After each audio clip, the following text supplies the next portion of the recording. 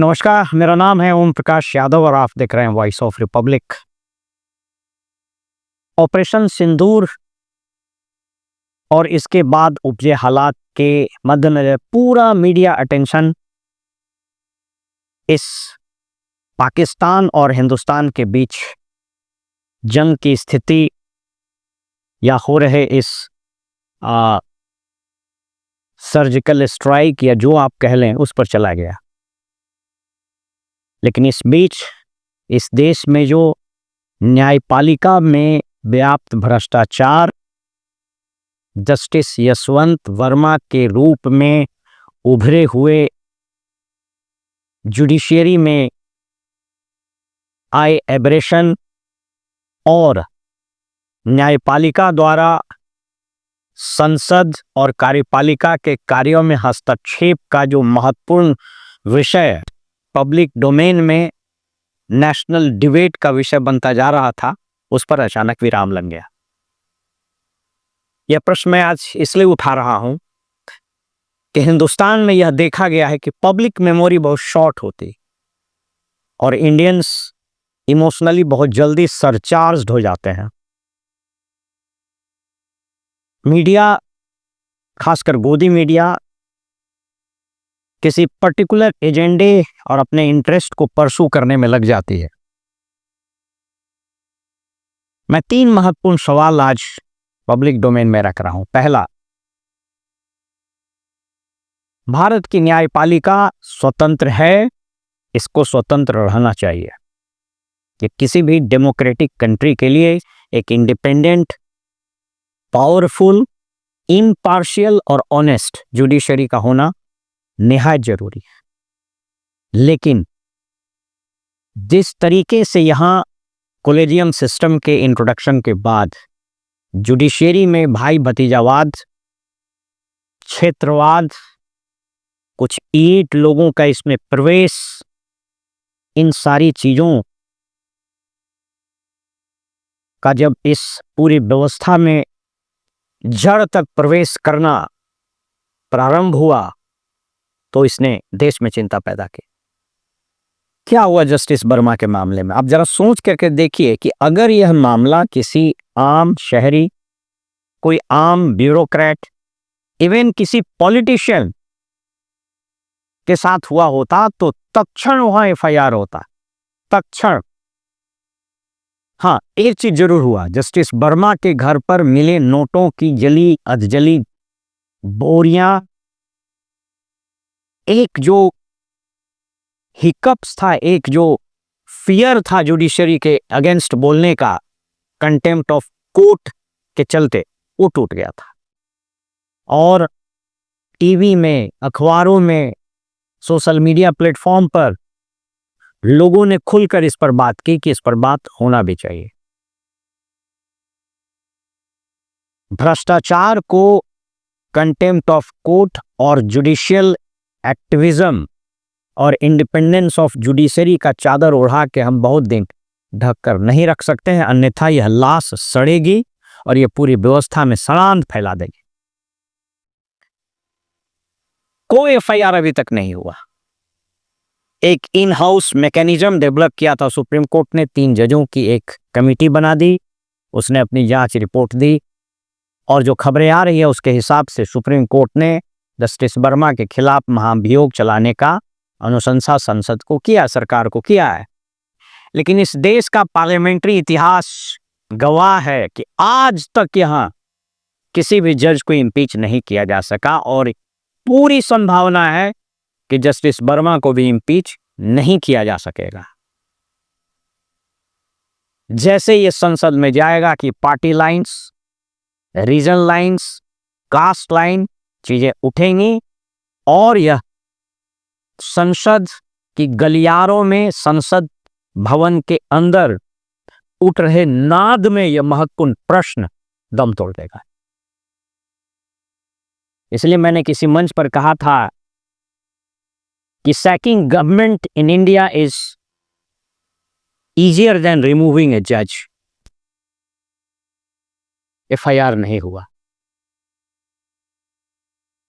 Judiciary चाहे वो किसी लेवल की हो, डिस्ट्रिक्ट से लेकर सुप्रीम कोर्ट तक, उसके पास इन्वेस्टिगेशन का मैकेनिज्म नहीं है। यह एक अपराध था जिसके लिए कायदे से इन्वेस्टिगेशन होना चाहिए था, और इन्वेस्टिगेशन प्रोसेस इनिशिएट होने के लिए जो सबसे महत्वपूर्ण इंग्रेडिएंट होता है, पहले सीआरपीसी में था, अभी बीएनएसएस में है, वो है लॉजिंग ऑफ एफआईआर। इस मामले में कोई एफआईआर नहीं हुआ। क्राइम और इन्वेस्टिगेशन का एक बेसिक इंग्रेडिएंट है टाइम।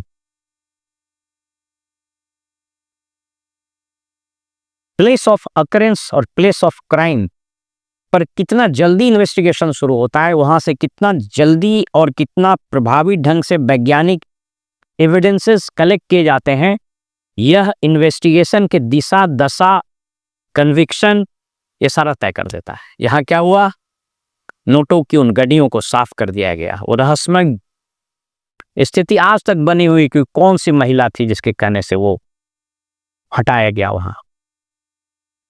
तो एक प्रश्न ये है जो इस वर्तमान में भारत पाकिस्तान के बीच उपजे स्थिति में दब के रह गया, यह नेशनल डिस्कोर्स में फिर उठना चाहिए।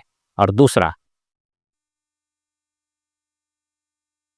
तमिलनाडु के गवर्नर के मामले में सुप्रीम कोर्ट ने जो हस्तक्षेप किया, मैं पहले एक राइडर बता दूं, डिस्क्लेमर, कि मैं गवर्नर के द्वारा किए गए या लिए गए उस निर्णय जिसमें उन्होंने उस पर कोई भेजे गए तमिलनाडु के विधानमंडल द्वारा भेजे गए बिल पर जो कोई निर्णय नहीं लिया, उस पर बैठे रहे, उसकी टेक्निकलिटी पर मैं नहीं जा रहा हूं। मैं जा रहा हूं कि जिस तरीके से सुप्रीम कोर्ट ने हर लेजिस्लेटिव एक्शंस और हर एग्जीक्यूटिव एक्शंस में हस्तक्षेप करना शुरू किया, संविधान में दिए गए अपने अधिकार का प्रयोग 142 खासकर, वो बड़ा डेंजरस ट्रेंड सेट किया।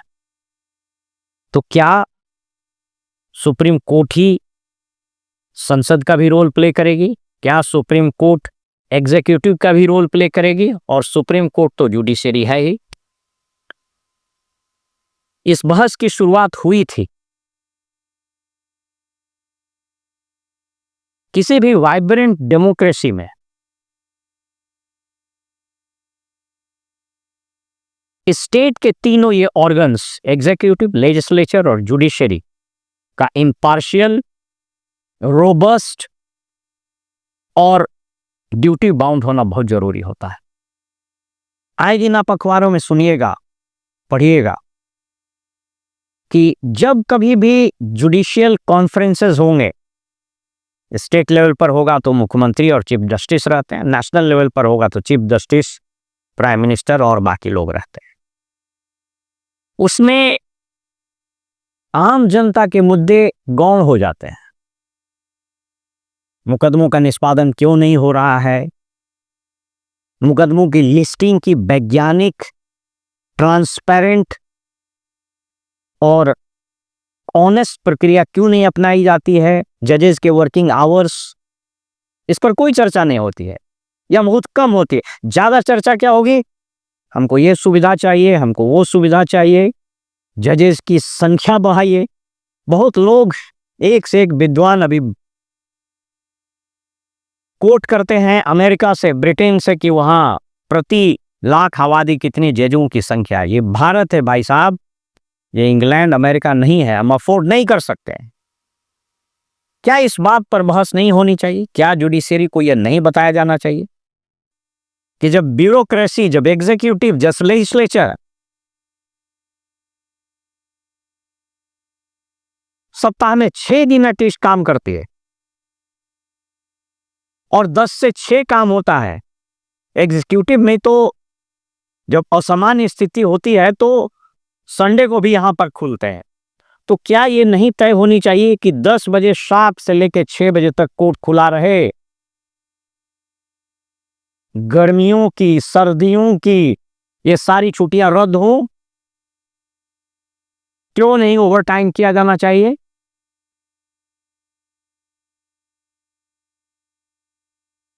कोई बड़ा पॉलिटिकली सेंसिटिव मैटर आएगा तो आज पिटीशन लगाएगा कोई वकील पावरफुल, जिसके इशारे पर कोर्ट नाचता है, तो उसकी तुरंत लिस्टिंग हो जाएगी, तुरंत सुनवाई हो जाएगी।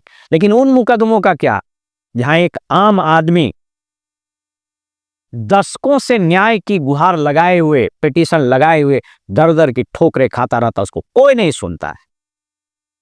वक्फ अमेंडमेंट एक्ट पर तुरंत सुनवाई के लिए व्यग्र हो गए लोग।